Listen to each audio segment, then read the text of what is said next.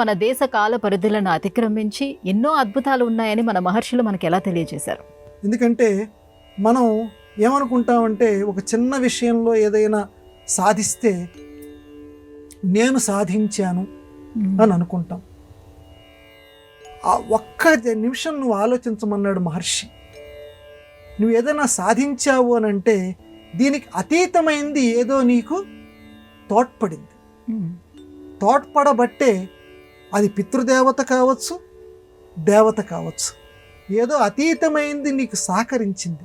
ఆ సహకరించబట్టే నువ్వు ఈ కార్యక్రమాన్ని నువ్వు చేయగలిగావు, లేకపోతే నువ్వు ఈ కార్యక్రమం చేయలేవు అని మన మహర్షి చెప్తున్నాడు. ఎట్లా? ఏదైనా ఒక కార్యక్రమం చేస్తే నేనే చేశాను కదా, ఈ పుస్తకం నేనే రాశాను కదా, కాదు. ఈ పుస్తకం నువ్వు రాసావంటే నీ చేత రాయిస్తున్నవాడు ఒకడున్నాడు. మూకం కరోతి వాచాలం. మాట్లాడపోయిన తనం నుంచి మాట్లాడించేటువంటి తనాన్ని అలవాటు చేసేటువంటి వాడు ఒకడున్నాడు. ఒక్కోసారి చూడండి, నాకు ఇప్పుడు ఏం చేయబుద్ధి వేయటం లేదు. ఆ చెయ్యబుద్ధి వేయటం లేదంటే ఏంటి? ఆ చెయ్యబుద్ధి వేయనటువంటి తనంలోంచి చెయ్యబుద్ధి వేసేటట్లుగా ఒక ఉత్సాహ వాతావరణాన్ని నీలోకి చొప్పిస్తున్నాడు పితృదేవత.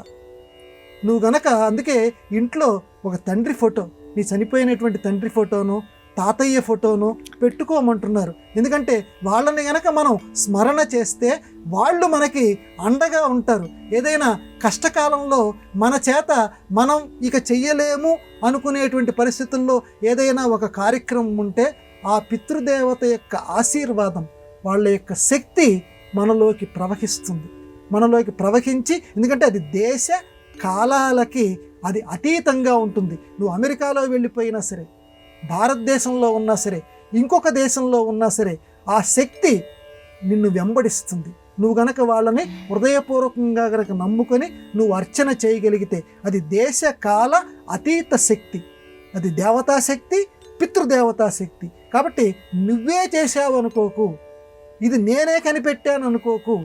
ఇది కనిపెట్టడానికి, నీకు సహకరించడానికి, ఎందుకంటే ఆ ఆలోచన ముందు రావాలి. మనకి ఆలోచన రావాలి కదమ్మా.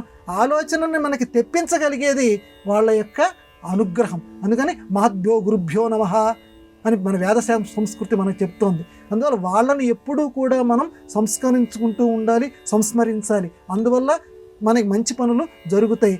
దేశకాలానికి అతీతమైనటువంటి శక్తి ఒకటి ఉంది, ప్రచోదయాత్, అది మనల్ని నడిపిస్తోంది అని నమ్మి మనం అందరం కూడా ఆ పితృదేవతల్ని, దేవతల్ని స్మరించెదము గాక.